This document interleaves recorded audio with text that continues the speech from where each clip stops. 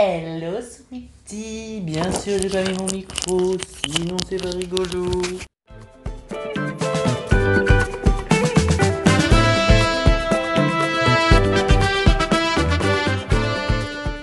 Aujourd'hui, on n'est pas là pour des blagues, mon pote. Non, on n'est pas là pour des blagues. Nous, on veut connaître des choses. Nous, on est là pour faire un peu travailler la cabeza.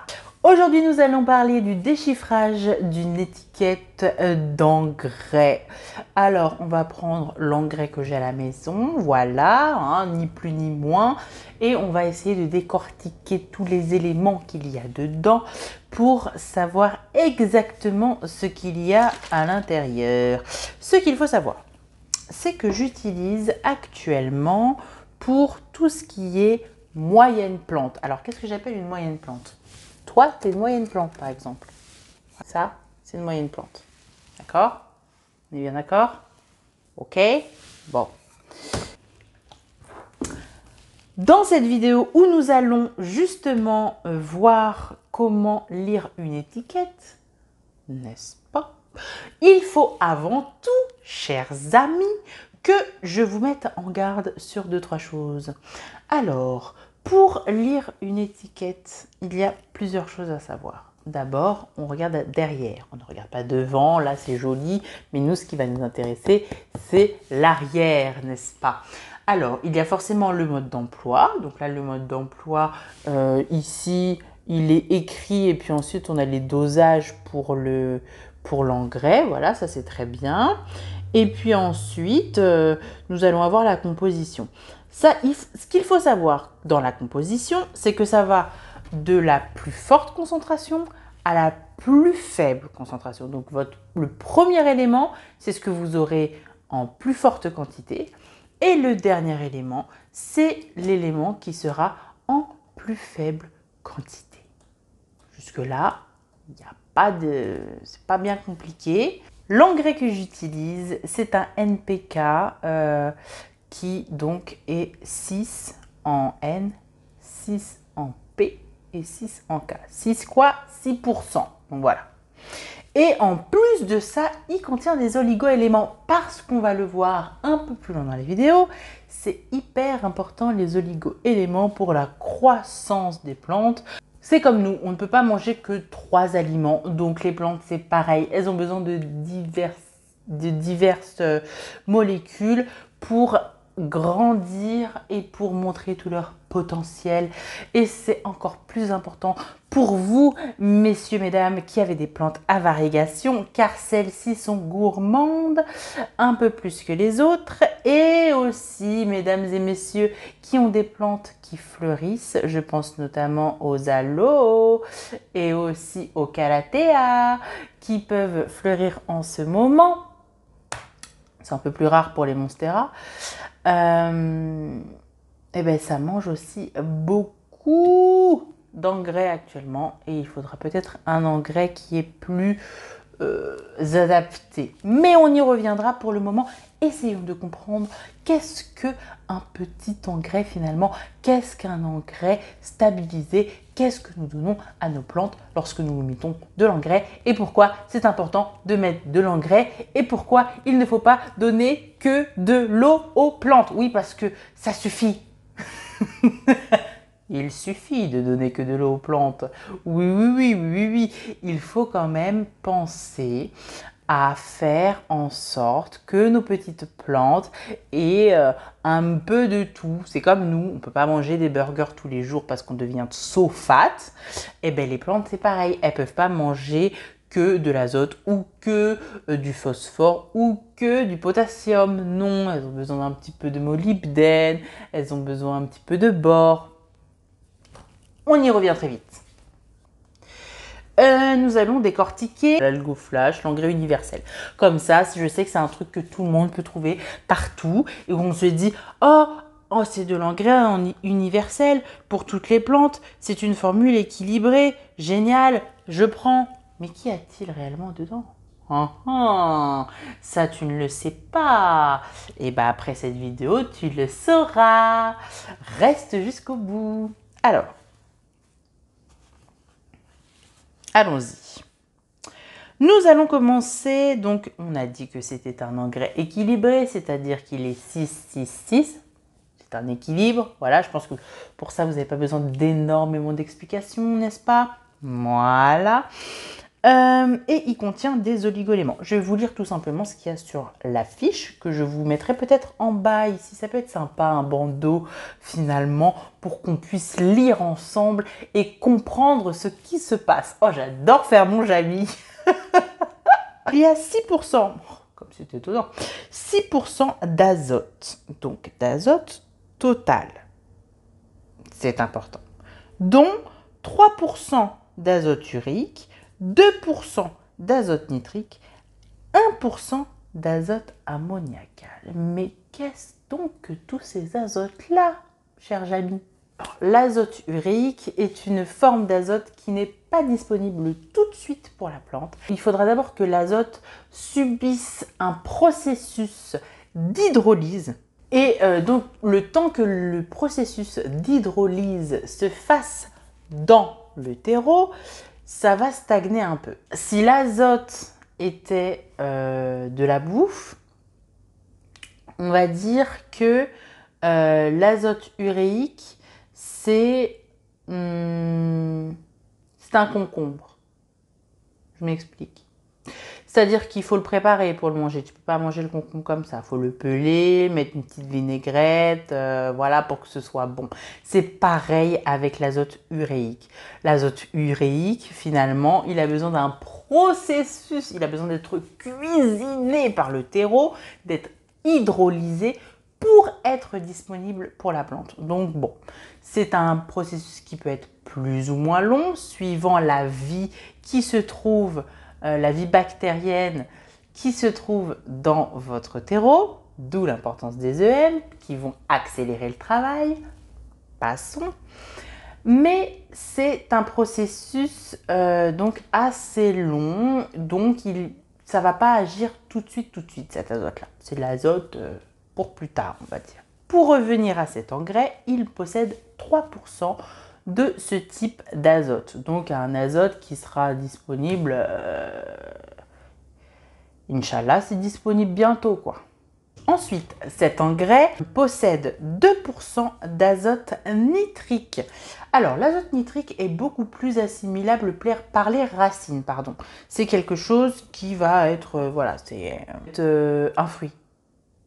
Tu prends, tu manges. Voilà, tu vois l'idée un peu? Il n'y a pas de préparation à avoir finalement. C'est la petite tartelette au citron meringué que tu as acheté chez ta boulangère. Voilà, ça arrive, c'est prêt, tu manges, tu es content. Et bien c'est pareil, l'azote nitrique, c'est de l'azote que la plante peut prendre directement, mais par contre qui va être lessivé et qui va partir dès que tu vas arroser. Ah oui, ça peut pas être tout le temps facile. Donc forcément, c'est un azote qui peut être intéressant à utiliser sur des substrats où l'eau est en hydropassive.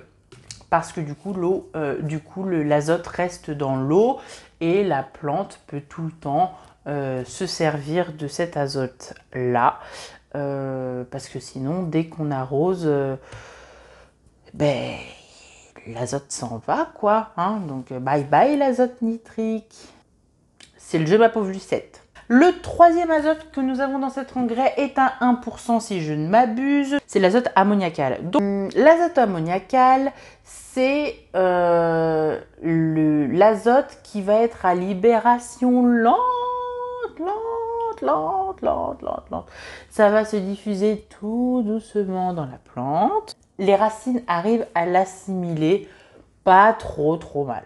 Voilà, c'est pas celui qui assimile le mieux, mais c'est mieux que le premier azote que nous avons vu, n'est-ce pas? C'est-à-dire l'azote uréique. Et cette forme-là, donc la forme d'azote ammoniacal, c'est l'azote qui va être le plus adapté, si je puis dire, pour les jeunes plantes. Voilà, parce que les jeunes plantes, elles ont besoin de prendre petit à petit leur engrais. Elles ne peuvent pas prendre tout d'un coup. Ce qui est mieux pour elles, c'est de prendre petit à petit. Ensuite, les gars, on n'a pas fini, on n'a fait que l'azote, d'accord? On a fait le N. L'azote, c'était ce qu'il y avait, entre guillemets, de plus compliqué parce qu'il y a 3 azotes différents. Là, on va aller un peu plus vite, ne vous inquiétez pas. Ensuite, on va faire le P. Donc, il y a 6% d'anhydride phosphorique. Autrement dit, du phosphore modifié pour que ce soit assimilable par la plante. Le phosphore est très important pour le bon développement des racines. Le phosphore aide les plantes à se renforcer face aux agressions extérieures. Mais il faut faire attention parce que les molécules s'accumulent dans le terreau. Contrairement à l'azote, ne se lessive pas. Et donc, ça peut en fait venir saturer le terreau. Donc, il faut faire quand même attention au dosage de phosphore. Voilà. Ensuite, donc le K est le 3e composant de l'engrais, donc N, P et K. Et le K, c'est la lettre chimique du potassium.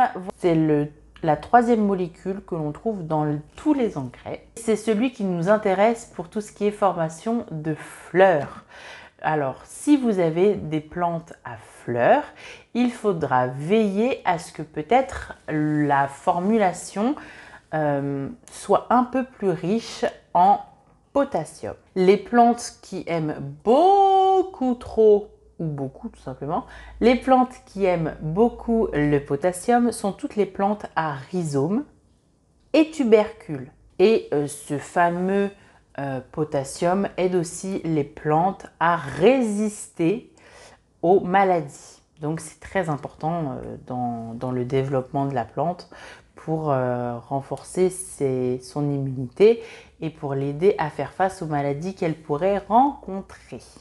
Dans la plupart des engrais aujourd'hui, il y a des oligo-éléments. Notamment dans celui-ci, nous pouvons retrouver du bore pour commencer.